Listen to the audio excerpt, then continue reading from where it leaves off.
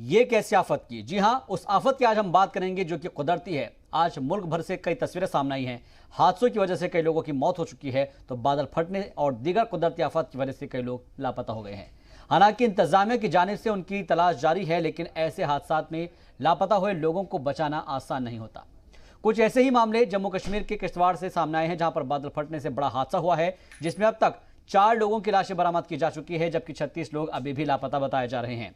बादल फटने की वजह से किश्तवाड़ के एक गांव में अचानक सैलाब आ गया, जिसकी जद में कई लोग आ गए हैं। तो वहीं हिमाचल के लाहौल स्पीति में अचानक बादल फटने से 10 लोग लापता हो गए हैं।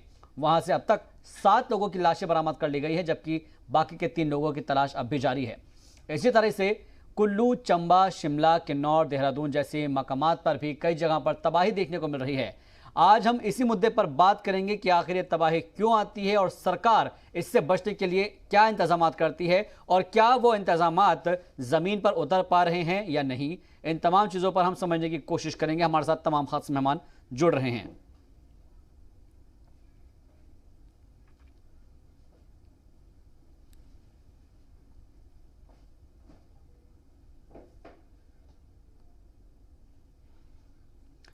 तो कुदरती आफत की ये तस्वीरें हम आपको दिखा रहे हैं, जिसमें आप देख सकते हैं कि इस आफत से हर कोई परेशान है, कश्मीर से लेकर कन्याकुमारी तक, और हर जगह पर सिर्फ सैलाब की खबरें देखने को मिल रही है। सैलाब की तस्वीरें सामने आ रही है और शुमाल से लेकर मशरिक तक सब जगह पर ऐसे ही नज़ारा देखने को मिल रहा है। शुमाल से जुनूब और मशरिक से मगरिब हर जगह पर ऐसी ही तस्वीरें देखने को मिल रही है, जहां पर बादल फटने की भी कुछ जगहों पर खबरें आई हैं और उसमें कई लोगों के लापता होने की भी खबर मिल पाई है।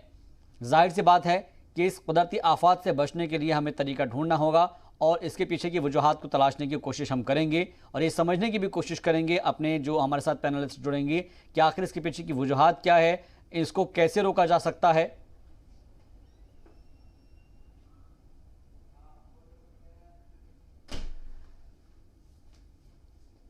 तो ये आफत कुदरती आफत है, लेकिन इस आफत का जिम्मेदार कौन है और जिम्मेदारी को समझने के लिए, उस पर बात करने के लिए हमारे साथ बेहद खास मेहमान जुड़ रहे हैं। चंदन सिंह नयाल हमारे साथ जुड़ गए हैं, एनवायरमेंटलिस्ट हैं। सर, आपका बहुत बहुत इस्तकबाल है जी इस्लाम पर, और साथ ही जी मीडिया नुमाइंदे शुएब रजा हमारे साथ जुड़ गए हैं दिल्ली से, आपका भी बहुत बहुत खैर मकदम है। चंदन सिंह जी, आज हम देख रहे हैं कि अलग अलग जगहों पर, फिर चाहे वो जम्मू कश्मीर हो या फिर हिमाचल का कोई एरिया हो या उत्तराखंड का एरिया हो, अलग अलग जगहों पर हम तस्वीरें देख रहे हैं। कहीं बादल फटने की खबर आ रही है, कहीं पर सैलाब आ गया है, लोगों की जिंदगियां एकदम से खत्म हो जा रही है, कुछ लोग लापता बताए जा रहे हैं। आपसे समझना चाहेंगे सबसे पहले इसकी जो बेसिक बुनियाद चीज है वो क्या है, किस वजह से ये इस तरह के हालात पैदा हो रहे हैं? देखिए, सबसे पहले मैं बताना चाहूंगा कि जो है जो बारिश हो रही है वो खंड वृष्टि वाली बारिश हो रही है, जी। अर्थात कहीं पर जो है बहुत तेजी से बारिश हो रही है। जबकि पहले तक क्या होता था, बारिश जो बरसातों का जो समय होता था जी। उसमें बड़ी सीमित मात्रा में और बड़ी हल्की बारिश हुआ करती थी। हल्की हल्की बारिश काफी दिनों तक चलती थी। हम्म। लेकिन आज जो हो रहा है वो खंड वृष्टि हो रही है, अर्थात अतिवृष्टि, एक प्रकार की जो है बारिश हो रही है, जो बादल फटने की जिसे हम घटना कहते हैं। जी। उसका सबसे बड़ा कारण ये है कि एक ही जगह जो है बहुत ज्यादा बारिश हो जा रही है, हम्म। जिस कारण लैंडस्लाइड और इस प्रकार के खतरे जो है हिमाचल में हो या उत्तराखंड में हो या जम्मू कश्मीर में हो, वो पैदा हो रहे हैं। जी। तो इसका सबसे बड़ा कारण जो है यही है कि हमारा जो लगातार ऋतुओं का परिवर्तन जो हो रहा है, जिस जैसे कि हमारी जो वर्षा ऋतु थी वो हमारे जून से शुरू होती थी, लेकिन इस बार हम अगर देखें तो जुलाई से जो है वर्षा ऋतु शुरू हो रही है, अर्थात जी। पीछे ऋतुओं का परिवर्तन भी हो रहा है। हम्म। ये सारी चीजें जो है यही दर्शाती है कि जो है इस प्रकार की घटनाएं हमारे बीच हो रही है। ठीक है सर, मैं आपके पास फिर से लौटूंगा। शुएब रजा का रुख करते हैं, हमारे साथ जुड़े हुए हैं।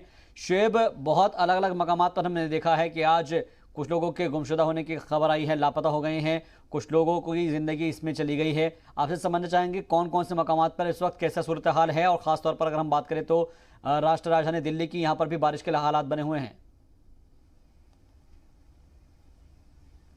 बिल्कुल शाहबाज, देखिए बारिश तो कल से ही हो रही है। चाहे दिल्ली की बात करें, आसपास के जितने भी इलाके हैं यहाँ की बात करें, दिल्ली में अभी भी सुबह से ही लगातार बूंदाबांदी चल रही है। जी। लेकिन उन पहाड़ी इलाकों के हालात बहुत ज्यादा खराब है जहां से लगातार खबरें आ रही है। चाहे उत्तराखंड की बात करें, हिमाचल और जम्मू कश्मीर की, खासतौर पर किश्तवाड़ से जिस तरह से खबरें हैं कि 30 से ज्यादा जो लोग हैं वहां अभी भी गायब है। इसके अलावा कई जगहों पर लोगों की मौत की खबर है। तो ये तमाम जो खबरें हैं वो बहुत ज्यादा एक तरीके से दुख पहुंचाने वाली है। हम हर साल देखते हैं शाहबाज, चाहे उत्तराखंड की बात करते हैं, कुछ साल पहले ही केदारनाथ त्रासदी आई थी, जी। वहां पर आपदा आई थी और सैकड़ों जो लोग हैं उनकी जिंदगी वहां पर चली गई थी। और लोग आज भी इस तरह के लोग हैं जिनके बारे में आज तक पता नहीं चल पाया है। हिमाचल में लगातार हमने कल भी देखा कि कई जगहों से बादल फटने की वहां पर खबर आई। आज भी लगातार जो तस्वीर है वो डराने वाली है। पहाड़ में पहाड़ दरक रहे हैं। तो ये बरसात में हर साल हम देखते हैं। और कश्मीर में जिस तरह से किश्तवाड़ में 36 लोगों के करीब वहां पर गायब होने की खबर है, ये बेहद एक तरीके से तमाम जो सरकारें हैं वहां पर जो इंतजामिया है वो भी लगातार ये कोशिश कर रही है कि उन लोगों को ढूंढा जाए, वो बहकर कहाँ चले गए। और जो माली नुकसान है वो इस बारिश से भी बहुत ज्यादा हुआ है। हालांकि बरसात जो मानी जाती है वो 15 जून के बाद से लेकर सितंबर तक, अक्टूबर तक, 15 अक्टूबर तक भारत में अमूमन माना जाता है कि बारिश होती है। हालांकि इस बार अगर दिल्ली की बात करते हैं तो कुछ लेट जरूर बारिश का जो दौर है वो शुरू हुआ। हर बार जो महकमा मौसमियात है या मौसम विभाग है वो लगातार ये रोजाना बारिश की जो भविष्यवाणी वो अनुमान लगाता था, लेकिन वो सही साबित नहीं हो रहा था। लेकिन पिछले कई दिनों से हम दिल्ली में भी देख रहे हैं कि बारिश लगातार बढ़ रही है और दिल्ली के तमाम इलाकों में आज बारिश है। सुबह से ही बूंदाबांदी, जो हम यहाँ पर भी खड़े हम सेंट्रल दिल्ली में, यहाँ भी सुबह से ही बूंदाबांदी लगातार जारी है। लेकिन उन पहाड़ी राज्यों से, उन पहाड़ी सूबों से एक दुख भरी खबर है जहां बादल फटने की खबरें लगातार आ रही है। चाहे उत्तराखंड हो, हिमाचल हो या फिर जम्मू कश्मीर की बात की जाए तो वहां पर सरकार लगातार ये कोशिश कर रही है। और जो ऐसे मौके पर जिन टीमों को बनाया गया है पहले ही, वो राहत और वहां पर बचाव का काम कर रहे हैं, वो तमाम जो टीमें हैं वहां पर लगी हुई है। लेकिन अभी हो सकता है कि अगर हालात नहीं संभलते हैं सूबाई हुकूमत के जरिए तो सेंटर से भी कुछ टीमें, एनडीआरएफ और दूसरी जो आपदा के वक्त टीमें इस्तेमाल जिनका किया जाता है, तो हो सकता है कि वो टीमें सेंटर से भी रवाना हो। लेकिन अभी लगातार जो भी हालात है, चाहे किश्तवाड़ के हो या दूसरे इलाकों के, हिमाचल की भी जिस तरह से तस्वीर सामने आई है, उन तमाम तस्वीरों के बाद वहां के हालात पर नजर रखी जा रही है, दिल्ली से भी, सेंटर से भी, ताकि अगर जरूरत पड़े तो वहां पर टीमें भेजी जा सके। और महाराष्ट्र के कुछ इलाकों में इस तरह जो सैलाब से बहुत ज्यादा मुतासिर हुए हैं, आपने देखा है पिछले कई दिनों से लगातार वहां पर अलग अलग जो समाजी तंजीम है, जो प्राइवेट ऑर्गेनाइजेशन है, वो भी वहां पर लगी हुई है। इसके अलावा हुकूमती सतह पर भी वहां इंतजाम किए जा रहे हैं। लेकिन वहां भी बड़े पैमाने पर नुकसान की खबरें या इस तरह की जानकारी मिली है कि बड़े पैमाने पर वहां नुकसान हुआ है। तमाम जो इलाके हैं वो पानी में डूबे हुए हैं और जो जिंदगी है वो एक तरीके से दिरम बिरम वहां पर हुई है, जिससे बिल्कुल इस जिंदगी के दरम बरम होने की हम वजूहात समझने की कोशिश करेंगे। शेख, मैं आपके पास लौटूंगा और इस खबर को भी समझने की हम कोशिश करेंगे कि आखिर इसके पीछे की वजूहात क्या है। हमारे साथ जो एनवायरमेंटलिस्ट हैं वो हमको बता रहे हैं कि आखिर इसके पीछे क्या वजूहात है। सर, मैं आपसे समझना चाहूंगा कि क्योंकि हमने देखा है कि जिस तरीके से मीडिया नुमाइंदे हमारे शेख रजा भी बता रहे हैं और हमने देखा था कि केदारनाथ की त्रासदी हुई थी, उससे पहले हमने देखा था जम्मू कश्मीर के अंदर किस तरीके से बाढ़ के हालात बन गए थे और वहां पर जो है कई सारे लोगों की जिंदगी खराब हो गई थी और जिंदगी एक तरीके से तबाह हो गई थी। और अब हम यहाँ पर देख रहे हैं कि लाहौर स्पीति में भी इस तरह का मामला सामने आया है।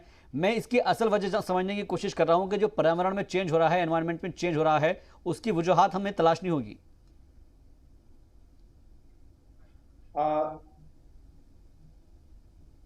जी देखिए, जिस प्रकार लगातार जलवायु परिवर्तन जो सबसे बड़ा कारण है वो हम सब लोग देख रहे हैं।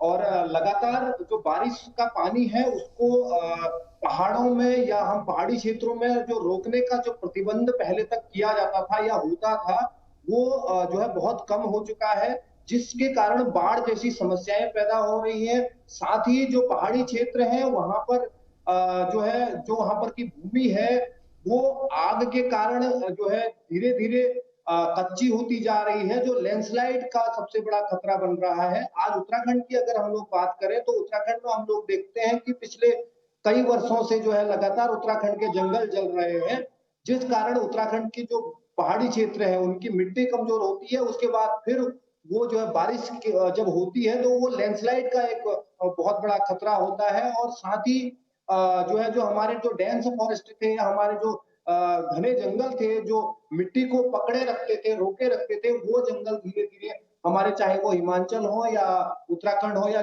कश्मीर हो, वहाँ जो है खत्म हो चुके हैं। तो इसको देखते हुए जो आज इतनी बड़ी समस्याएं जो हमारे सामने पैदा हो रही है, यही एक सबसे बड़ा कारण है कि जो है लगातार इस प्रकार की घटनाओं को हमें ये घटनाएं हमें देखने को मिल रही हैं।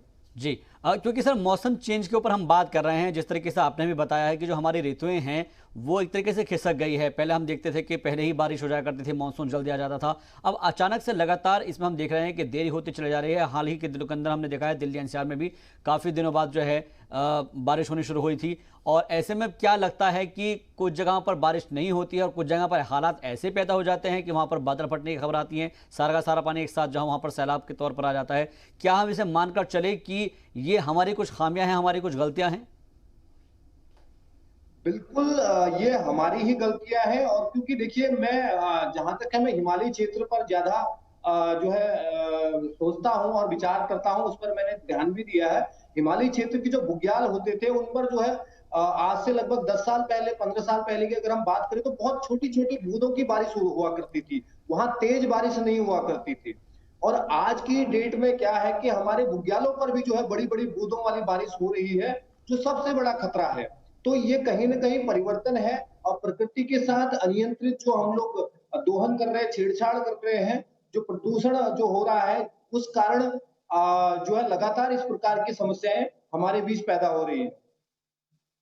ठीक है सर, मैं आपके पास फिर से लौटूंगा। शुएब रजा का एक बार फिर से रुक करते हैं। शुएब, हमने देखा है कि लगातार इस तरह के हालात पैदा हो रहे हैं और जो आपने भी बताया है कि जो हमारी ऋतुएं हैं वो लगातार खिसकती चली जा रही है। सरकार की तरफ से क्या कुछ तैयारियां इसको लेकर की गई हैं अब तक? अगर आपकी सहाफत को मैं समझूं कि आपने अलग अलग लोगों से बात भी की है, बहुत सारे जो बड़े बड़े वज़रा से मुलाकात होती रहती है, क्या कभी किसी से इस बारे में कोई चर्चा हो पाई है कि भाई देखिएगा हालात लगातार बिगड़ते चले जा रहे हैं, एनडीआरएफ एसडीआरएफ तो लगी रहती है, लेकिन सरकार की तरफ से कभी कोई ठोस कदम हम देखते हैं कि नहीं उठाया जाता है? बिहार राज्य की अगर हम बात करें, हर साल वहाँ पर बाढ़ आती है, और बाकी के राज्यों की बात करें वहाँ पर भी ऐसे हालात सैलाब के पैदा हो जाते हैं। क्या अभी तक कोई ठोस कदम किसी सरकार ने उठाया है? देखिए शाहबाज, इस पूरे मामले को देखें तो दो तरह की चीजें सामने आती है हर बरसात में। कुछ ऐसे इलाके हैं जो मैदानी इलाके हैं, उनमें चाहे हम बिहार की बात करते हैं, यूपी के ऐसे इलाके जो नदियों के किनारे पर है, ऐसे जिले जहां पर बाढ़ आती है, और महाराष्ट्र में भी इस तरह के हैं। और दूसरी तरफ है हिमाचल, उत्तराखंड या जम्मू कश्मीर जो पहाड़ी इलाके हैं। अगर मैदानी इलाकों को हम बरसात के लिहाज से समझे तो बिहार में आप देखते हैं कि लगातार उन जिलों में हर साल ही बाढ़ आती है, और हर साल हम तस्वीरें देखते हैं कि इतने गांव डूब गए, पूरे जिले में पानी पानी है, जो आवागमन के साधन है वो संपर्क पूरे मार्ग टूट गए हैं, तमाम चीजें। हर साल हम जब इन इलाकों को देखते हैं तो फिर सवाल ये खड़ा होता है कि पूरे साल सरकार करती क्या है वहां पर। तो समझ में आता है कि कई जगहों पर तटबंध बनाए जाते हैं, लेकिन वो हर बरसात में बह जाते हैं। यानी कि जो पैसा लगाया जाता है तटबंध बनाने के नाम पर, या इस तरह से वहां पर कुछ रुकावट ताकि पानी आगे ना बढ़े, उसके लिए कुछ निर्माण किया जाता है, तो वो पानी में ही पूरा पैसा बह जाता है। कई जगहों पर करोड़ों रुपए खर्च किए जाते हैं, लेकिन कोई भी एक जो सीधे तौर पर कहे कि अब परमानेंट उसका जो हल है वो ढूंढा जाए, वो सरकार शायद नहीं कर पाती। यही वजह है कि हर साल जो तटबंध बनाए जाते हैं या जो पानी को रोकने की जो भी निर्माण कार्य होते हैं, वो जब बरसात तेज होती है, नदियां उफान पर होती है, मैदानी इलाकों में वो टूट जाते हैं, और वो जो तटबंध या दूसरी चीजें हैं वो बहकर एक तरीके से उनमें लगाया हुआ पैसा भी हर बरसात में बह जाता है। फिर से नया जो बजट है वो मंजूर किया जाता है, फिर बनाए जाते हैं। उसी तरह से सरकार कहती है देखिए हमने इस बार रोकने के लिए इंतजाम किए हैं, फिर बाढ़ आती है, फिर नुकसान करती है।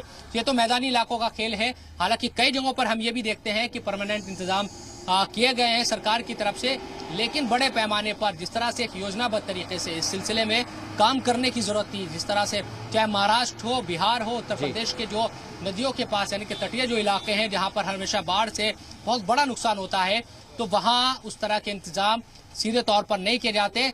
हालांकि इसमें कई बात इस तरह की भी सामने आती है कि जो तटबंध बनते हैं या जो निर्माण होता है हर साल, उसमें जाहिर सी बात है कि कई लोग पैसा भी खा जाते हैं, जी। उनकी भी चांदी हर साल होती है, फिर वो बह जाता है, फिर नए तरीके से टेंडर होता है। कुल तो मिलाकर ये खेल पूरा बदनवानी, चलता रहता भ्रष्टाचार है। और धांधली का दूसरी तरफ एक जहां पेश तक नजर पहाड़ों की इसके अगर ऊपर हम बात है, जो है एक तरीके से कह सकते हैं कि इसके ऊपर इसकी वजह जो है लगातार इसको भी मान सकते हैं हम। मैं आपके पास फिर से लौटूंगा शोएब, हम यहाँ पर एक बार फिर से चंदन सिंह से समझते हैं जो कि हमारे साथ एनवायरमेंटलिस्ट जुड़े हुए हैं।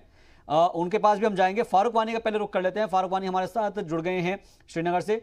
फारूक, क्योंकि हमने देखा है कि किश्तवाड़ में जिस तरीके से हादसा पेश आया है, इस वक्त कैसे हालात है वहां पर? देखिए, फिलहाल वहाँ पे 7 डेड बॉडीज़ जो हैं वो रिकवर की गई हैं और अभी भी 30 के करीब जो लोग हैं वो लापता हैं, जिनको खोजने के लिए जम्मू कश्मीर पुलिस, NDRF की टीमें और एयरफोर्स की भी अब मदद मांगी गई हैं और वहाँ पे सर्च ऑपरेशन अभी चल रहा है, रेस्क्यू ऑपरेशन जारी हैं। लेकिन बचाव और राहत कार्य में थोड़ा सा दिक्कत आ रही है, क्योंकि ये जो इलाका है किश्तवाड़ का डेचन इलाका, यहाँ पे रोड नहीं है जाने का, यहाँ पे ट्रांसपोर्ट की सुविधा नहीं है, जिसकी वजह से रेस्क्यू ऑपरेशंस में काफ़ी दिक्कत आ रही हैं। और इसके अलावा क्लाउड बर्स्ट 2 जगहों पर हुआ है। करगिल में भी जो मिनी हाइड्रो पावर प्रोजेक्ट है उसको भी नुकसान हुआ है, वो भी डैमेज हो चुका है क्लाउड बर्स्ट से। और उसके 60 किलोमीटर की दूरी पर एक और क्लाउड बर्स्ट हुआ है, जिससे थोड़ा बहुत जो है पर जम्मू कश्मीर सरकार के लिए थोड़ा बहुत जो परेशानी है वो बढ़ चुकी है। हालांकि यहाँ पर किसी जानी या माली नुकसान की जो कोई इत्तला नहीं है, लेकिन 2 क्लाउड बर्स्ट हुए हैं, जिनको लेकर जो एडवाइजरी है जम्मू कश्मीर मौसम विभाग ने वो जारी की है कि जो पहाड़ी क्षेत्र हैं वहाँ पे लोगों को कहा गया है वो अपने घरों से बाहर ना आए और अपने घरों में ही रहे, क्योंकि लैंडस्लाइड्स का भी खतरा उन्होंने जो है उस बारे में भी उन्होंने चेतावनी जाहिर की है कि लैंडस्लाइड्स भी हो सकते हैं उन क्षेत्रों में जहां पर ज़्यादातर पहाड़ी क्षेत्र हैं, वहां पे लोगों को फिलहाल कहा गया है। और फिलहाल 2 दिन के लिए उन्होंने और चेतावनी जाहिर की है कि मौसम ख़राब रह सकता है, कल भी इसी प्रकार का मौसम रह सकता है और 30 तारीख तक मौसम जो है इसी प्रकार का रह सकता है, तेज़ बारिशें हो सकती हैं और उसके साथ लैंडस्लाइड्स का भी खतरा जो है वो बना रहेगा। इसलिए जम्मू कश्मीर मौसम विभाग ने इस तरह की चेतावनी जो है वो जाहिर की है। इस बीच जो ऐसे इलाके हैं जहाँ पर बाढ़ का खतरा बना रहता है, वहाँ बाढ़ की स्थिति बन सकती है जब तेज़ बारिशें होगी या लगातार 2-3 दिन बारिश अगर रहती है तो बाढ़ की स्थिति भी पैदा हो सकती है। इसको लेकर भी मौसम विभाग ने अलर्ट जारी किया है और कहा गया है कि जो पहाड़ी क्षेत्रों में लोग रहते हैं या फिर किसी को अगर एक जगह से दूसरी जगह रहना है, उसको पहले जो ट्रैफिक डिपार्टमेंट है उसके साथ संपर्क करना पड़ेगा और ट्रैफिक के हवाले से भी उनको अपडेट लेना बहुत ही ज़रूरी होगा, तब वो अपनी यात्रा जो है वो कर सकते हैं। फिलहाल इस सिचुएशन को डील करने के लिए आज अभी कुछ देर पहले जो डायरेक्टर केंद्र मंत्री जितेंद्र सिंह ने भी ट्वीट किया, इसके अलावा प्रधानमंत्री ने भी हर तरह की सहायता देने के लिए उन्होंने भी एक ट्वीट किया है, जिसमें उन्होंने कहा है कि वो बरोबर इन किश्तवाड़ के लोगों के साथ हैं जो अभी जो नहीं रहे हैं या फिर अभी जो लापता हैं, उनके लिए भी उन्होंने कहा है। एयरफोर्स और सभी इंतजामिया को कहा है कि वो जल्द से यानी कि एक तरीके से काम इसके ऊपर किया जा रहा है और उम्मीद करते हैं कि इसके ऊपर एक तरीके से हम कोशिश करेंगे इसके ऊपर लगाम लगाने की। मैं आपके पास फिर से लौटूंगा। चंदन जी हमारे साथ जुड़े हुए हैं। चंदन जी, एक चीज़ मैं आपसे समझना चाहूँगा कि हाल ही के अंदर हमने देखा है कि कुछ इलाके ऐसे हैं जहाँ पर पेड़ों की कटाई खूब बड़ी तादाद में हुई है और उस पेड़ों की कटाई को ये कहकर कह दिया जाता है कि हम इसके बदले में और जगहों पर छोटे नए जो है पेड़ लगाएंगे, पौधे लगाएंगे। सपोज कहीं पर 1 लाख जो पेड़ हैं उसका कटान हो रहा है तो उसके बदले हम 2 लाख लगा देंगे। तो कितने हद तक ये जायज़ है, क्योंकि उसको बड़ा होने में भी टाइम लगेगा। तो क्या सिर्फ ये जस्टिफिकेशन दे देना कि हम यहाँ पर पौधे लगा देंगे और इसलिए हम इन पेड़ों को काट रहे हैं, क्या ये भी वजह हो सकती है इस तरह की आपदा की? बिल्कुल। देखिए, जिस प्रकार से कहा जाता है कि हम 2 लाख पेड़ लगा देंगे, 3 लाख पेड़ लगा देंगे, अगर हम जमीनी स्तर पर जो है इस सच्चाई में जाएं तो हमें सच्चाई सामने आती है कि भाई जो है, क्योंकि सक्सेस रेट बहुत कम होता है। जो हम प्लांटेशन हम लोग करते हैं उसका सक्सेस रेट बहुत ही कम होता है, क्योंकि एक पौधे को बड़ा होने में और उसको पालने में बहुत ही समय लगता है। जैसा कि हम लोग काम करते हैं तो जमीनी स्तर पर इसका जो है बहुत ज्यादा प्रभाव नहीं होता है, क्योंकि देखिए मैं स्पष्ट मानता हूं कि जो जंगल होते हैं वो स्वतः ही बनते हैं और स्वतः ही जो है उत्पन्न होते हैं। अगर हमने उन जंगलों को जो स्वतः उत्पन्न होते हैं, जो नेचुरली जो है मिट्टी को रोकते हैं, नेचुरली जो अपना काम करते हैं, अगर उनको हम काट देंगे तो इस प्रकार की आपदाएं आना जो है संभावित है। और ये कोई ऐसा वो नहीं होगा कि हम लोग सोचें कि भैया इस प्रकार की आपदाएं ना आए और हम लगातार प्रकृति का दोहन करते रहें। तो ये बहुत बड़ा कारण है कि जो आज प्रकृति का हम लोग अनियंत्रित दोहन कर रहे हैं। ठीक है सर, मैं आपके पास फिर से लौटूंगा। शुएब का एक बार फिर से रुक कर लेते हैं। शुएब, कुछ जगहों से खबरें इस तरह की भी आ रही है कि वहां पर जो वाटर सप्लाई है वो मुकम्मल नहीं हो पा रही है, क्योंकि जो कई सारे जो कनेक्शन हैं वो टूट गए हैं, और कुछ जगहों पर जो खाने पीने की सप्लाई है वो भी बंद हो गई है, खासतौर पर अगर हम शिमला की बात करें या फिर आसपास के इलाकों की। ऐसे राज्यों के लिए क्या मरकजी हुकूमत की जानिब से कोई इकदाम उठाए जा रहे हैं कि कम से कम वो ऐसे जो पहाड़ी राज्य हैं उनके लिए कोई कदम उठाए कि वहाँ का जो रास्ता है वो टूट गए हैं, एक दूसरे से रास्ता उनका टूट गया है, क्या एक कोशिश की जानी चाहिए? आप बिल्कुल शाबाश। देखिए, पहाड़ में आप जब भी जाते हैं तो आप देखते हैं कि वहाँ जो रास्ते हैं वो कई जगहों पर सिर्फ एक सड़क होती है, क्योंकि पहाड़ से रास्ता निकालना बहुत बड़ी चुनौती, बहुत बड़ा चैलेंज सरकार के सामने भी होता है, इंतजामिया के सामने होता है। जब बरसात होती है कई बार पहाड़ दरक जाते हैं या फिर जो मिट्टी है, जो मलबा है वो सड़कों पर आ जाता है, और इस तरह की जब आपदा आती है, जैसे किश्तवाड़ में हमने देखा कि सैलाब है और वो बह गई सड़क और संपर्क जो रास्ते हैं या रास्ता जो है वो बिल्कुल एक तरीके से टूट जाता है, तो ये बड़ा चैलेंज उस वक्त होता है। एक तो बारिश पूरी तरीके से जो है वो जारी है अभी भी, और जो सैलाब है या कहे कि कई जगहों पर जो बादल फटे हैं और ऊपर से जो रास्ता है वो भी टूट गया है। तो एक कई जो कहे कि 2-3 जो चीजें होती है उसी रास्ते पर बड़ा चैलेंज भी जो इंतजामिया है उनके सामने होता है। जम्मू कश्मीर हो या हिमाचल हो, उसकी अगर बात की जाए तो यहाँ पर सिर्फ और सिर्फ जब रास्ते टूट गए हैं तो एक ही मात्र रास्ता बचता है कि हेलीकॉप्टर के जरिए या क्योंकि ही मदद वहां पर या रसद भी पहुंचाई जा सकती है, और उसका जो इंतजाम है वो हमेशा सरकार की तरफ से किया जाता है। तो ऐसे जहां से भी खबरें, क्योंकि हमारे जो साथी है वो ये बता रहे थे किश्तवाड़ में भी या दूसरी जगहों पर कि 6-7 जो शव है या लाशों को निकाला जा चुका है। यकीनन वहां पर अगर इतने लोग गए हैं तो मौतों का आंकड़ा बढ़ेगा, और ये बहुत ही ज्यादा एक तरीके से दुख भरी खबर है कि इस तरह से सैलाब की जद में या बादल फटने से लोगों की मौतें हो रही है। यकीनन सरकार की तरफ से कोशिश की जा रही है, जिस तरह से वजीर आजम हो या फिर दूसरे जो मिनिस्टर्स हैं उनकी तरफ से हर जो मुमकिन मदद है उसका भरोसा, उसकी यकीन दहानी कराई गई है। तो सरकार की तरफ से लगातार ये अहम बात है कि सरकार की तरफ से यकीन दहानी कही जा रही है। टूटने के बाद यही रास्ते जी, और आगे भी इंशाल्लाह इसके ऊपर बात करेंगे और समझने की कोशिश करेंगे कि क्या वो जो मदद है वो वहां तक पहुंच पा रही है, क्या फिर उसका बंदरबाट कई मरतबा जो इंतजामिया की जानिब से कर दिया जाता है और जिसकी वजह से जो ऐसे हालात पैदा होते हैं। रुक, सबसे पहले मैं आपसे और चीजें समझना चाहूंगा ब्रेक के बाद कि अभी तक एलजी इंतजामिया की जानिब से इसको लेकर क्या कुछ एडवाइजरी जारी की गई है, और क्या फिर जो इतने भी लोग इससे मुतासिर हुए हैं उनकी मदद के लिए इंतजामिया की तरफ से कोई इकदाम उठाए गए हैं? देखिए, फ़िलहाल जो है उपराज्यपाल के ऑफिस से बरोबर इसको मॉनिटर किया जा रहा है। किश्तवाड़ को और सभी जितने भी मैन एंड मशीनरी हैं उसको लगा दिया गया है। देखिए, जैसे मैंने कहा कि जो लेफ्टिनेंट गवर्नर की ऑफिस से भी हर तरह की सहायता देने की घोषणा की गई है, जो किश्तवाड़ में अभी स्थिति बनी हुई है।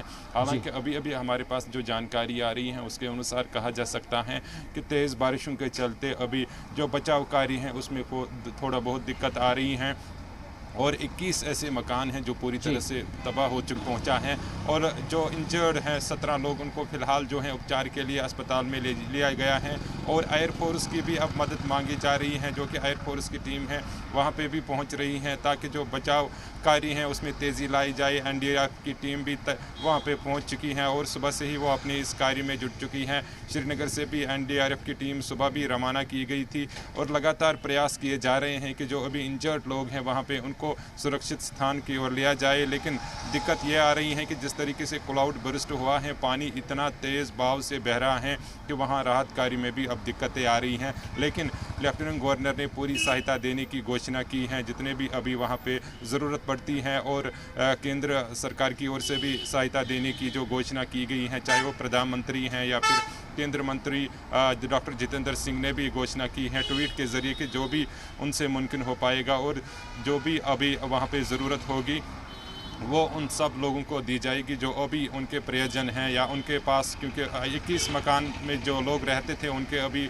जो सहारा था वो अब रहा नहीं है और उनके छतें उड़ गई हैं। ऐसे में उनको भी अब सुरक्षित स्थान की ओर लिया गया है और उनके खाने पीने की व्यवस्था भी की जा रही है ताकि वो रात एक किसी ऐसी जगह गुजारे जहां पर छत हो सकती है कम से कम, क्योंकि इस आफत से अब जो वहां का माहौल है पूरे इलाके में लोग सख्ते में हैं और परेशानी में हैं। लेकिन अभी मौसम सुधरने वाला नहीं है। 2 दिन अभी भी मौसम जो है उबरा आलूदा रहेगा और चेतावनी भी जिस तरीके से मौसम विभाग ने जारी की हैं उससे लगता है कि जो मुश्किलें हैं वो अभी बढ़ सकती हैं और बाढ़ की स्थिति भी हो सकती है इन 3 दिन के अंदर, क्योंकि मौसम विभाग ने इस तरह की चेतावनी पहले ही जाहिर की है कि 3 दिन तक अभी मौसम जो है वो ख़राब रहेगा। फिलहाल लेफ्टिनेंट गवर्नर ने भी ट्वीट करके कहा है कि जो किश्तवाड़ में लोग इंजर हैं उनको हर तरह की मेडिकल सुविधा दी जाए और उनको हर तरह की जो है मदद की ज़रूरत अगर होगी है वो इंतज़ामिया जो वहाँ पे हैं उन्होंने हेल्पलाइन भी जारी किए हैं। जम्मू कश्मीर पुलिस ने भी अपनी तरफ से हेल्पलाइन जारी किए हैं ताकि कोई भी अपने प्रियजनों के साथ अगर बात करना चाहते हैं जो अभी किश्तवाड़ में लोग हैं वो उन नंबरात को फ़ोन करके अपने प्रियजनों के साथ संपर्क कर सकते हैं, क्योंकि इस बीच संपर्क का भी जो वहाँ पे निज़ाम है वो ठप होकर रह गया है क्लाउड बर्स्ट से। दूसरा क्लाउड बर्स्ट की वजह से जो जिंदगी एक तरीके से हम कह सकते हैं धर्म भ्रम हो गई है। इसके ऊपर फिर से मैं लौटूंगा। हमारे साथ हमारे खास गेस्ट भी जुड़े हुए हैं नयाल जी। नयाल जी, एक चीज़ मैं आपसे समझना चाहूँगा कि एज ए एनवायरमेंटलिस्ट मैं आपसे समझने की कोशिश कर रहा हूँ कि मौसम चेंजेस अगर हो रहे हैं तो उसके पीछे की वजूहात एक तो हम समझ पाए हैं आपसे, और दूसरा ये कि अगर इसको एज इट इज़ दोबारा से करने की कोशिश की जाए तो उसके लिए हमें क्या क्या कदम उठाने चाहिए, क्योंकि हमने देखा है कि पहले अच्छी खासी सर्दी हुआ करती थी, गर्मी भी अच्छी हुआ करती थी, बरसात भी अपने हिसाब से हुआ करती थी, लेकिन अब सब कुछ उथल पुथल हो रहा है। तो उसको अपने नॉर्मल उसमें आने के लिए क्या कुछ हमें करना पड़ेगा? देखिए, इसके लिए तो अभी मैं कहना चाहूंगा कि लगातार जो हमारे पहाड़ी क्षेत्र हैं वहां पर पानी को रोकने का जो प्रतिबंध छोटे छोटे बांध बनाकर किया जाता था वो एक हो सकता है, क्योंकि आज हम बड़े बांध बन रहे हैं तो उनसे क्या हो रहा है कि जो ये पैदल फटने का जो कारण है, एक ये भी कारण है कि जो बड़े बांध बन रहे हैं वहां पर वाष्पोत्सर्जन हो रहा है और उसी एरिया में जो है बारिश हो रही है एक निश्चित एरिया में। तो कहीं न कहीं हमको सब पूरे देशवासियों को मिलकर ये प्रयास करना होगा कि जो जलवायु परिवर्तन हो रहा है, क्योंकि एक के परिवर्तन से नहीं हो रहा, पूरे जो जितने भी सृष्टि में लोग हैं उनके सभी के कुछ न कुछ जो है प्रकृति के साथ छेड़छाड़ से जो ये परिवर्तन हो रहा है। बिल्कुल, और यही वजह है कि लगातार इस तरह के हालात पैदा हो रहे हैं कि सैलाब कहीं पर आ रहा है, बाढ़ आ रही है और लोगों का जो जीना है वो दुश्वार हो गया है। शुएब रज़ा भी हमारे साथ जुड़े हैं। शुएब, बहुत सारी जगहों पर हम देख पा रहे हैं सैलाब का कहर देखने को मिल रहा है, कहीं पर बादल फटने की जो बातें हैं वो सामने आ रही है। अब हम शिमला की अगर बात करें, हिमाचल प्रदेश सरकार की बात करें तो हिमाचल में भी हमने देखा है कि सयाह काफ़ी तादाद में वहाँ पर पहुँच रहे हैं, लेकिन कोविड ज़रूर है लेकिन बावजूद इसके लोग वहाँ जा रहे हैं। अब ऐसे हालात में वहाँ पर सैलाब का कहर आ जाता है तो क्या कुछ गाइडलाइंस सरकार की तरफ से भी जारी की गई है कि भाई देखिएगा अभी तक तो कोविड भी है और दूसरा वहाँ पर सैलाब के हालात है, बादलों के फटने की भी खबर आ रही है, तो क्या जो कुछ गाइडलाइंस वहाँ पर सरकार की तरफ से जारी की गई है? देखिए शाहबाज, गर्मी का जो मौसम होता है या बरसात का मौसम जो होता है वो पहाड़ों के लिए फ़ायदेमंद भी है और कई बार नुकसान भी उठाना पड़ता है पहाड़ को बरसात अगर भारी हो जाए। तो इस बार यही हो रहा है कि शुरुआत में ही भारी बरसात की वजह से कई जगहों पर इस तरह की खबरें हैं कि वहाँ लगातार जो बादल फट रहे हैं और लोगों की जान भी जा रही है। जहाँ तक गाइडलाइन की बात है तो लोगों को इस बात की पहले से ही जानकारी है कि कोविड की वजह से सरकार ने ये कहा हुआ है कि बहुत ज़्यादा भीड़ को चाहे पहाड़ हो या मैदान हो कहीं पर भी ना लगाए। और जो ये तमाम गाइडलाइंस है, आपकी जो आवाज़ है वो हम तक सही नहीं पहुंच पा रही है क्योंकि बारिश की वजह से कुछ टेक्निकल खामियां आ रही है और फिर से इसको दुरुस्त कराने की हम कोशिश करेंगे। फारूक वानी से भी समझते हैं। फारूक, क्योंकि हमने देखा है कि वो बाढ़ का मंजर भी जब देखा था कि जम्मू श्रीनगर के अंदर जम्मू कश्मीर में जब सैलाब आया था तो उसके बाद से जो वहाँ पर जो सयाहती मकाम है उसको भी खासी तौर पर नुकसान पहुँचा था। अब एक बार फिर से यहाँ पर इस तरह की खबरें मिल रही है और सैलाब का कहर देखने को मिल रहा है, टूरिज्म पर इसका कितना असर पड़ेगा?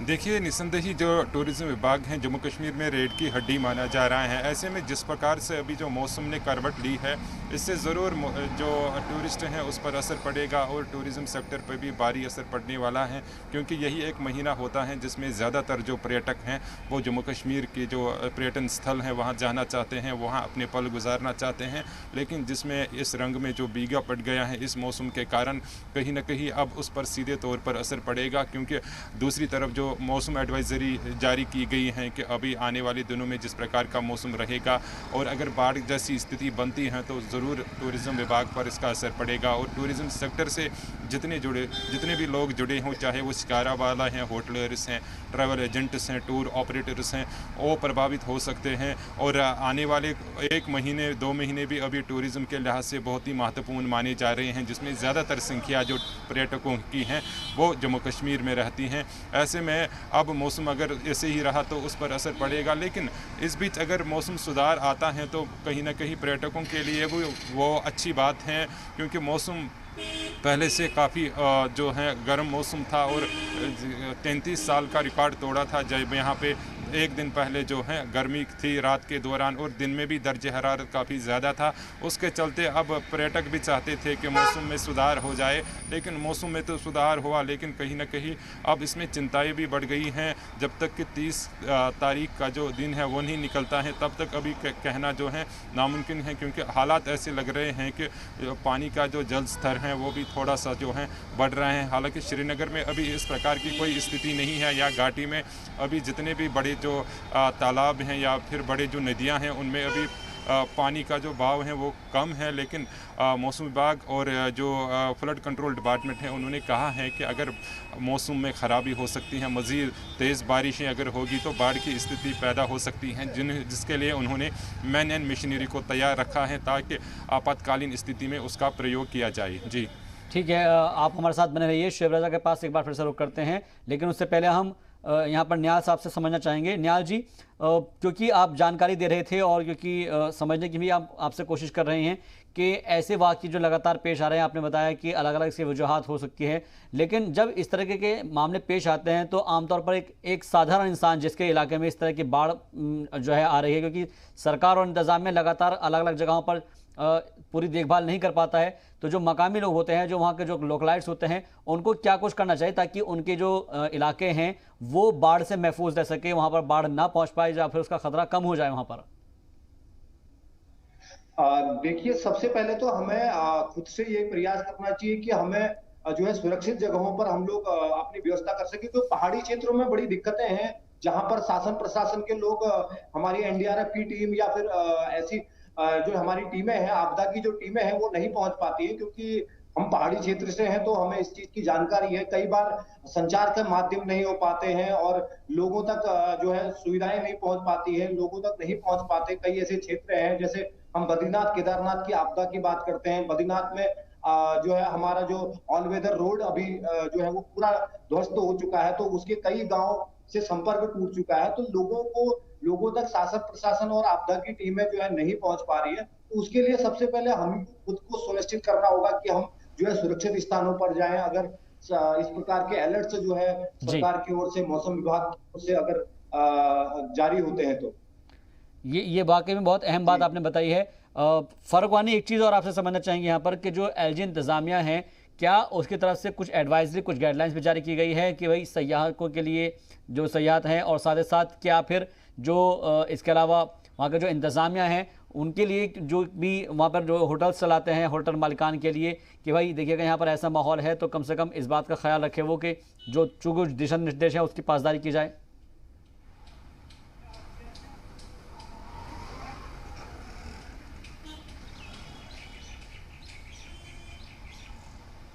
फारूक, आपको आवाज़ मिल पा रही है हमारी?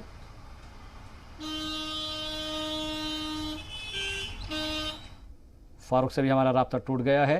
फिर से हम जुड़ने की कोशिश करेंगे, लेकिन ये कुदरती आफात की हम तस्वीरें अपने नाज़रीन को दिखा रहे हैं। शिमला में भारी बारिश की खबर है, पानी सप्लाई मुतासिर हो चुकी है और लोगों को पीने के पानी की दिक्कत हो रही है। वहीं दूसरी जानिब अलग अलग इलाकों में बादल फटने की खबर है। चंदन जी हमारे साथ जुड़े हुए हैं, चंदन सिंह नयार, जो हमको बता रहे हैं इस एनवायरनमेंट के बारे में, पर्यावरण के बारे में कि आखिर किस तरीके से माहौलियात का तहफ़्फ़ुज़ किया जा सके। चंदन जी, ये भी हमको समझाइएगा कि मिट्टी का कटाव अगर रोकना है तो उसके लिए हमको क्या कुछ कदम उठाने होंगे, क्योंकि जब हम देखते हैं कि जो किनारे के जो लोग होते हैं, जो साहिल पर रहते हैं, उनको सबसे पहले इस परेशानी का सामना करना पड़ता है। जब नदी का बहाव तेज़ होता है तो वो पूरे इलाके जो है वो कट जाते हैं, उनके घर बह जाते हैं। तो उन लोगों के लिए क्या आप एडवाइस देना चाहेंगे? देखिए, जो नदी के किनारे और जो पहाड़ी क्षेत्र के नदी के किनारे जो लोग रहते हैं, मैं उनसे ये भी कहना चाहूंगा कि देखिए, जो किनारे के जो एरियाज है वहां पर डेंस प्लांटेशन होना चाहिए, या फिर ऐसे जैसे बांस है, रिंगाल है, ऐसी कुछ प्रजातियां हो जो मिट्टी के कटाव को रोकती हो। इस प्रकार की प्रजातियों का जो पौधारोपण है वो होना चाहिए, ताकि जो है मिट्टी का कटाव कम हो, और जो पहाड़ी क्षेत्रों में भी ज्यादा से ज्यादा बांस, रिंगाल, इस प्रकार की चौड़ी पत्तियों के जो पौधारोपण या फिर उन जंगलों को जो है संरक्षित करने का प्रयास जो है सभी ने करना चाहिए, ताकि हमारा जो मिट्टी का कटाव है वो रुके, और जो है हमारे पहाड़ के क्षेत्र के लोग सुरक्षित रहें। ये बहुत अहम बात आपने बताई है। जितने भी हमारे नाज़रीन इस प्रोग्राम को देख रहे हैं वो समझ ले कि आपके इलाके में अगर ऐसी कोई आफत आती है तो उससे दो चार ना हो आप, इसलिए इस तरह के इकदाम उठाए जाने चाहिए। फारूक वानी भी हमारे साथ जुड़े हुए हैं। फारूक, मैं आपसे ये समझने की कोशिश कर रहा हूँ, क्योंकि हमने देखा है कि ज़्यादातर जो लोग हैं वो टूरिज्म के ऊपर ही मुनहसर हैं और उनकी ज़िंदगी एक तरीके से रीढ़ की हड्डी जम्मू कश्मीर की कहा जाता है। लेकिन अब हमने देखा है कि कोरोना काल हो या फिर आर्टिकल 370 का मामला हो, उसके बाद से वहाँ पर लगातार इस तरह के हालात पैदा हुए हैं कि टूरिस्ट वहाँ पर थोड़ा सा जाने से कतरा रहा है, और जब जाता है तो इस तरह के हालात पैदा हो जाते हैं। आज की सिचुएशन के अंदर, प्रेजेंट सिनेरियो में अगर हम बात करें, तो क्या जो बाढ़ के जैसे हालात है या फिर बादल फटने की जो खबरें सामने आ रही है, क्या उससे कुछ सीख ली है जो हमारे सयाह हैं या फिर इंतजामिया हैं उन्होंने? देखिए, ज़रूरी बात है कि इस प्रकार की जब स्थिति पैदा होती हैं तो कहीं ना कहीं सरकार की भी जो नींद है वो जो है वो जाग जाते हैं नींद से, क्योंकि हमने इससे पहले भी देखा जब 2014 की बाढ़ आई थी जम्मू कश्मीर में, तो तब सरकार इसके लिए बिल्कुल भी तैयार नहीं थी, और उसके बाद भी हमने देखा अभी भी ड्रेजिंग नहीं हो पा रही हैं। जो यहाँ के बड़े बड़े जो नदी हैं या तालाब हैं उनमें अभी भी ड्रेजिंग नहीं हो रही हैं, या फिर कुछ ऐसे इलाके जहाँ पर टच करता है एक बड़ी नदी है तो उसको अभी भी ड्रेजिंग नहीं की गई है। श्रीनगर की जहलम की अगर हम बात करें, जहलम नदी की, तो वहाँ पे ड्रेजिंग बहुत कम हुई है और सीधी ज़मीन वहाँ पे दिख रही है। और जब बाढ़ की स्थिति बन जाती है या फिर इस प्रकार के जो हालात होते हैं तो अब सरकार की नींद खुल जाती है और वो कई सारे दावे करने लगते हैं कि जो ड्रेजिंग है वो की जाएगी, और जो तट पर जो सीमेंट की बोरियां हैं या फिर उसको कवर करने के लिए जो एहतियातन तौर पर किया जा रहा है उस तरह के कदम नहीं उठाए जा रहे हैं, और उनको उसी समय ये सब चीज़ें याद पड़ती हैं। हालांकि एक बड़ी सीख मिली थी 2014 फ्लड के बाद जम्मू कश्मीर सरकार को कि वो किस तरीके से इन नदी नालों और जहलम में किस प्रकार से ये जो भी जानकारी है मैं आपसे फिर थोड़ी देर में लूँगा, लेकिन इस वक्त हमारे साथ सोनम लोटस जी जुड़ गई हैं, डायरेक्टर है मेट्रोलॉजिकल डिपार्टमेंट की जम्मू कश्मीर की। मैडम, आपका बहुत बहुत इस्तकबाल है जी सलाम पर। जी, मैं कोई बात नहीं, मैं सोनम लोटस बोल रहा हूँ। अच्छा, सोनम जी माफी चाहेंगे। सोनम जी, आपका बहुत बहुत इस्तकबाल है जी सलाम पर। थैंक यू, शुक्रिया जनाब। सोनम जी, मैं आपसे समझना चाहूंगा कि इस वक्त जो जम्मू कश्मीर में हालात बने हुए हैं, मौसम क्या कुछ कह रहा है, क्योंकि हमने देखा है कि किश्तवाड़ में जो हालात पैदा हुए हैं, बादल फटने की खबर है, क्या कुछ जानकारी आपके पास आपके डिपार्टमेंट की जानिब से दी जा सकती है कि वहां पर लोग एक तरीके से एहतियात बरतें? जी, बिल्कुल चित्तौड़ में अच्छी एक बहुत दुखद खबर सुनने को आ रहा है जी। तो बिल्कुल अभी मौसम कल लेट नाइट से वहाँ पे बारिश होना शुरू हो गया है, तो अभी भी मौसम बिल्कुल ओवरकास्ट कंडीशन बना हुआ है, अभी भी बारिश हो रहा है जी। ये बारिश अभी ऐसे ही रहेगा। ये ओवरऑल जो है अभी पूरा जम्मू कश्मीर में, जम्मू कश्मीर और इंक्लूडिंग लद्दाख में भी आज मौसम उबर आलू तो यानी क्लाउडी कंडीशन रहा है, ओवरकास्ट, और बहुत सारे जगहों पे बारिश हो रहा है, इंक्लूडिंग कश्मीर में भी हो रहा है। ये मौसम आज रहेगा, 28-29 को रहेगा। चंद जगहों पे खास करके जम्मू के जो हिली एरिया है वहाँ पे हैवी रेनफॉल भी होने का संभावना है, जिसकी वजह से जो पहाड़ी इलाका है वहाँ पे भूस्खलन यानी लैंडस्लाइड, फ्लैश फ्लड या मड स्लाइड का पॉसिबिलिटी भी रहता है, और लोगों को हमारा यही एक वार्निंग या चेतावनी दी जाती है, सावधान रहिए। खास करके अगले वाले आज से लेकर 3 दिन तो अब बहुत सतर्क, बात डरने की नहीं है जी, बात सावधान लेना, प्रिकॉशनरी मेजर लेना। जो नदी नाली के किनारे हैं वहां से आप सुरक्षित जगह पे जाए। आप फ्लैश फ्लड को वेट ना कीजिए, एडवाइजरी जब हम देते हैं तो आप इसको फ्लैश फ्लड आने तक रुकना नहीं, सेफर साइड पे 2-3 दिन के लिए तो मूव करना जरूरी है। बात डरने की नहीं है, सेफ्टी की, सावधान में ही आपकी सुरक्षा है। जी, एहतियात बरतने बेहद ज़रूरी है। और क्योंकि सोनम जी हमने देखा है कि ऐसे मौके पर जबकि बादल फटने की खबरें आती है और जाहिर तौर पर हम देखते हैं कि वहाँ पर जो लोग हैं वो थोड़ा खौफजदा हो जाते हैं, वो जो डर जाते हैं, उनको आप क्या कुछ संदेश, कोई पैगाम देना चाहेंगे? उनको जो भी वहाँ पे लोग बैठते हैं उनको मैं ये संदेश देना चाहता हूँ, आप लोगों के साथ हम है। मौसम की जानकारी तो हम देते इसके साथ साथ पूरा गवर्नमेंट है, एडमिनिस्ट्रेशन है, पूरा सारे लगे हुए हैं रेस्क्यू मिशन में। आपकी सेफ्टी के लिए आप लोग डरने की कोई बात नहीं, लेकिन हाँ सुरक्षा देना बहुत जरूरी है। आप अपने वो वेदर कैसे देखते हैं, आपके सराउंडिंग्स के जो इलाके नदी नलियां पानी बढ़ रहा है, कहाँ से आ रहा है, कहीं क्रैक्स तो नहीं है, वो सावधान देना बहुत जरूरी है। बात डरने की नहीं है, अलर्ट देना बहुत जरूरी है। बाकी बारिश तो रहा है, अभी और ज्यादा बारिश होने का संभावना है, लेकिन बारिश होगा। अभी एक आज भी रहेगा, कल भी रहेगा, बीच बीच में ब्रेक भी आ जाएंगे, ऐसे बात नहीं, कंटिन्यूसली बारिश भी नहीं है। आज बारिश रहेगा, थोड़ी देर के लिए बंद हो जाएगा, फिर बारिश आएगा। कहने का मतलब है आज 28 और 29 को बारिश, 31 को बहुत कम हो जाएगा, 31 से फिर मौसम अमूमन ठीक होना शुरू हो जाएगा जम्मू कश्मीर और इंक्लूडिंग लद्दाख में भी। ठीक है, जम्मू कश्मीर और लद्दाख के अंदर तकरीबन 1 तारीख से लगभग ये कह सकते हैं हम कि अगस्त में 1 तारीख से थोड़े से हालात सुधरते नजर आएंगे। लेकिन सर इसके पीछे की वजूहत हम तलाशने की कोशिश कर रहे हैं कि इसके पीछे का जो रीज़न है वो क्या है, क्योंकि लगातार हम देखा है कि कुछ जगह पर वेस्टर्न डिस्टर्बेंस बनता है और जिसकी वजह से ऐसे हालात पैदा होते हैं। लेकिन बादल फटने की जो खबरें हैं वो अचानक से बढ़ गई है, उसमें जाकर इजाफा होता चला जा रहा है, क्या इसके पीछे वजह है? नहीं, ये आपकी बात बिल्कुल, एक वहाँ पे थंडरस्टॉर्म हुआ है ऐसे। मैं इसका एक आपको कारण बताना चाहूंगा, क्योंकि पिछले तकरीबन 4-5 दिन से काफी पूरा जम्मू कश्मीर और लद्दाख रीजन, पूरा एक्सट्रीम नॉर्थ ऑफ इंडिया में टेम्परेचर काफी हाई, मतलब काफी गर्मी रहा है, बहुत ही गर्मी। जैसे आप श्रीनगर की बात करें तो श्रीनगर में 35 डिग्री सेल्सियस और लद्दाख में कारगिल में 38 डिग्री सेल्सियस तक भी पहुंचा है, जो कि रिकॉर्ड तोड़े। तो इसी तरह लेह में अभी टेम्परेचर मैक्सिमम जो है 35-36 डिग्री सेल्सियस तक भी पहुंच गया है। तो इतना बारिश टेम्परेचर ज्यादा होने की वजह से जो ग्लेशियर है वो मेल्ट हुआ आहिस्ता आहिस्ता। ग्लेशियर मेल्ट होने की वजह से पहाड़ी इलाके में ग्लेशियर तो होती है, तो जब ये पानी ग्लेशियर वाटर, इसके वाटर लेवल बढ़ जाते हैं, जो नदी नलियां के वाटर है, रिवर से रिवर बॉडी, ये एकदम इसका वाटर लेवल राइज होते हैं। इसके साथ साथ और बारिश भी, अगर जब तेज बारिश होते हैं तो इससे और ये वाटर लेवल राइज हो जाते हैं, जिसकी वजह से कभी कभी ये फ्लैश फ्लड टाइप में तब्दील हो जाते हैं, कभी समटाइम्स ये डेंजरस भी होते हैं। As far as cloud burst is concern, वहाँ बारिश बेशक किस्ता रीजन में एक कन्वेक्टिव सेल बना हुआ था तब आज अर्ली मॉर्निंग, जिसकी वजह से तेज बारिश होगा। आप इसको क्लाउड बर्स्ट नाम देना वो तो कोई भी दे देते हैं, इसका टेक्निकली मुझे कोई उचित नहीं समझता है whether it is a cloud burst और थंडरस्टॉर्म। हम तो ये देखते हैं कि ये थंडरस्टॉर्म है, सीवियर थंडरस्टॉर्म के साथ बारिश जब होते हैं, ये हर कोई भी बारिश होते हैं तो लोग ऐसे कुछ लिख लेते हैं। आजकल के जमाना भी सोशल मीडिया का जमाना है, टेक्नोलॉजी, आप कोई भी बारिश हो जाता है फटक लिख लेते हैं कि भाई ये क्लाउड बर्स्ट हुआ है। हर बारिश की जो बूंद होते हैं वो क्लाउड बर्स्ट नहीं होते। तो बिल्कुल, यानी कि एहतियात बरतने की बेहद जरूरत है। सभी अपना ख्याल रखें। बहुत बहुत शुक्रिया सोनम जी हमसे बातचीत करने के लिए और अपनी जो बातें हैं वो हम तक शेयर करने के लिए, पहुंचाने के लिए। चंदन सिंह जी आपका भी बहुत बहुत शुक्रिया, शेब रजा आपका भी बहुत बहुत शुक्रिया और फारूक वानी आपका भी बहुत बहुत शुक्रिया। तो कुल मिलाकर हम सभी को एहतियात बरतनी होगी। इस आफत से बचने के लिए हमें इक़दाम उठाने होंगे, दरख्तों को लगाना होगा, उनकी कटाई को रोकना होगा। दीजिए इजाज़त, आप देखते रहिए जी सलाम।